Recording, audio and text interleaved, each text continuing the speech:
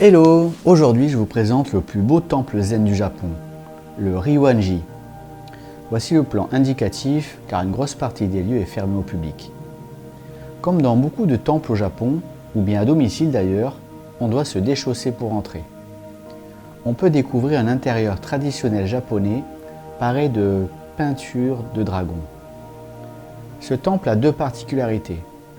La première, c'est le jardin sec, zen, et la seconde, c'est le Tsukubai, qui veut dire fontaine où l'on se penche.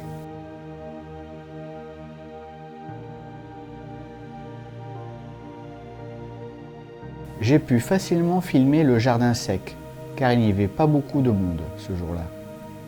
Alors généralement, les visiteurs restent absorbés plusieurs minutes par cette vue minérale, aussi gracieuse qu'énigmatique. Mais à vrai dire, je n'ai pas eu le temps de rester plus de 2 minutes devant ce spectacle. La seconde particularité de ce temple se situe dans ce petit jardin verdoyant.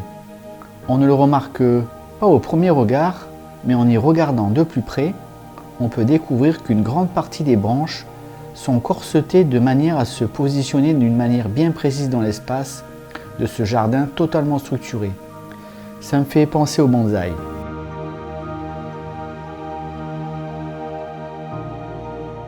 En se baissant un peu, on découvre une petite fontaine basse, ou Tsukubai, dans ce petit jardin qui est la deuxième particularité de ce temple zen.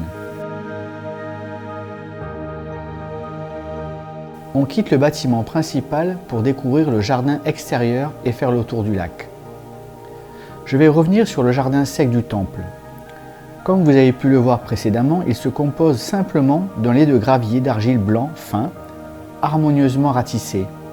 Il symbolise l'océan, tandis que les rochers représentent les montagnes.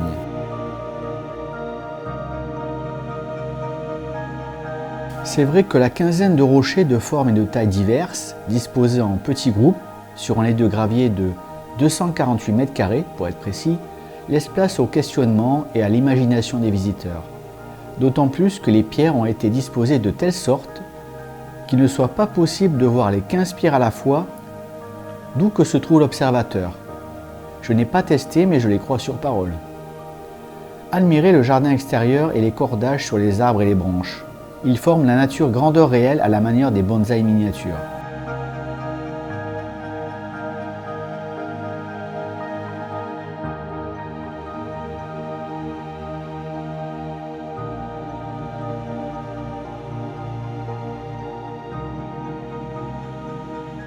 Voici une description en anglais du temple par la ville de Kyoto.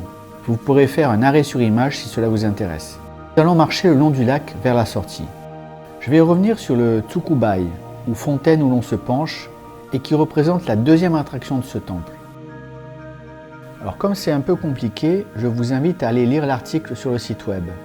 Mais en simplifiant les explications, il s'avère que tous les signes japonais sur cette fontaine font référence à une phrase japonaise qui signifie « Je ne connais que la satisfaction » ou bien, en autre sens possible, « Je suis satisfait de ce que j'ai ». Sous-entendu, je n'ai pas beaucoup, mais ça me suffit. Un concept cher à la mouvance zen du bouddhisme et que j'essaie d'appliquer dans ma vie. Je vous laisse méditer cette pensée en admirant le paysage autour du lac, qui est souvent éclipsé par la renommée du jardin zen et du Tsukubai.